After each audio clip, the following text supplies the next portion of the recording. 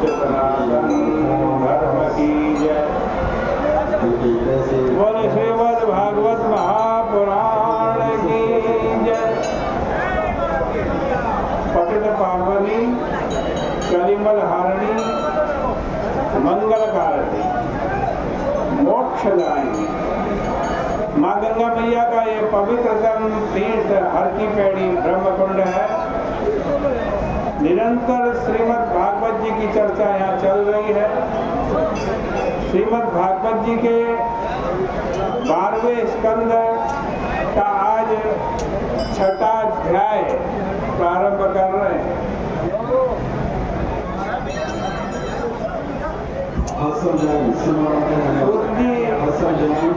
कहते हैं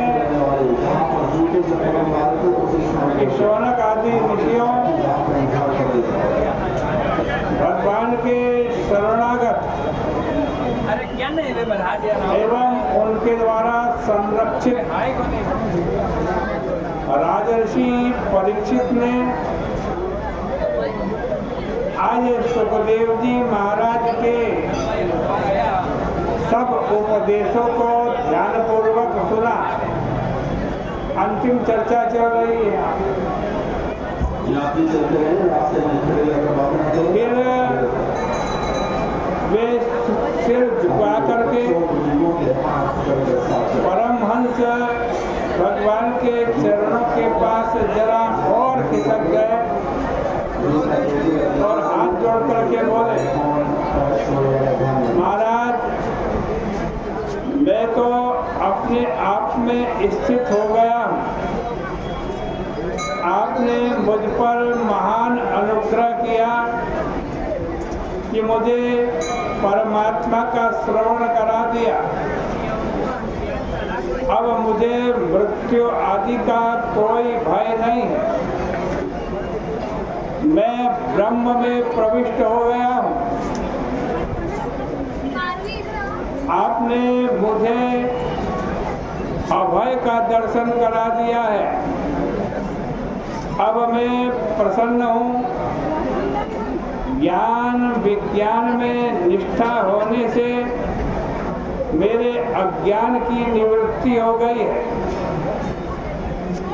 आपने मुझको परमात्मा का साक्षात दर्शन करा दिया।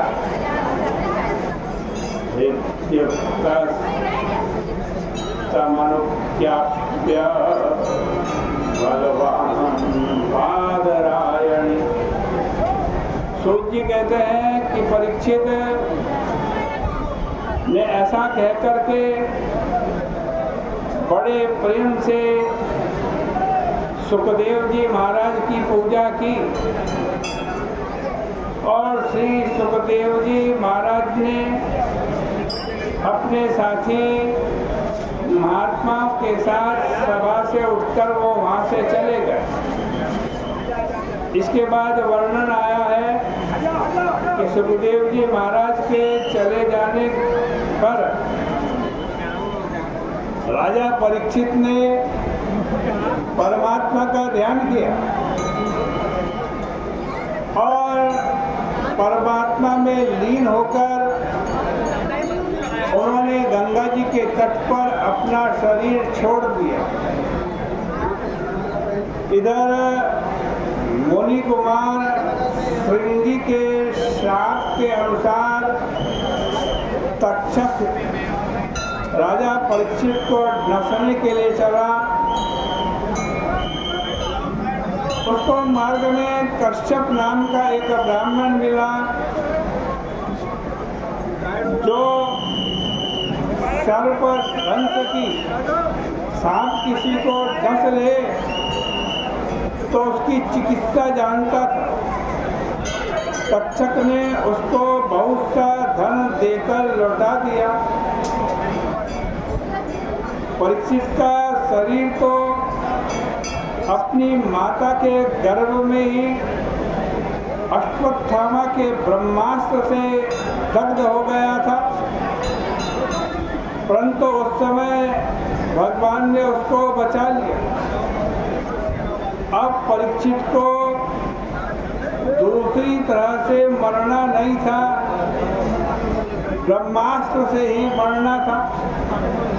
इसलिए दूसरे ब्रह्मास्त्र अथवा ब्रह्म शापास्त्र के समय भगवान ने परीक्षित को ऐसा बना दिया कि वह उसको छू ही न सके, क्योंकि लौकिक अग्नि से उनकी मृत्यु नहीं होनी चाहिए थी।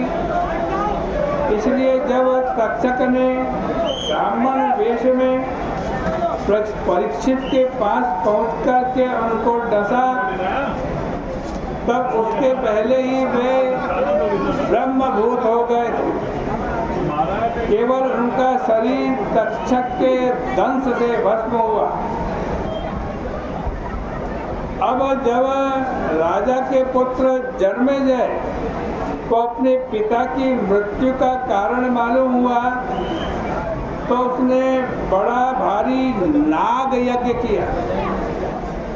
उसमें अगणित सर्पों को भस्म किया। तक्षक की रक्षा इंद्र ने की। जन्मेजय ने ऐसा मंत्र ब्राह्मणों से पढ़वाया कि इंद्र भी तक्षक के साथ हवन कुंड में गिरकर भस्म हो जाए। इंद्र का जो विमान था वो हवन कुंड के ऊपर चक्कर काटने लगा।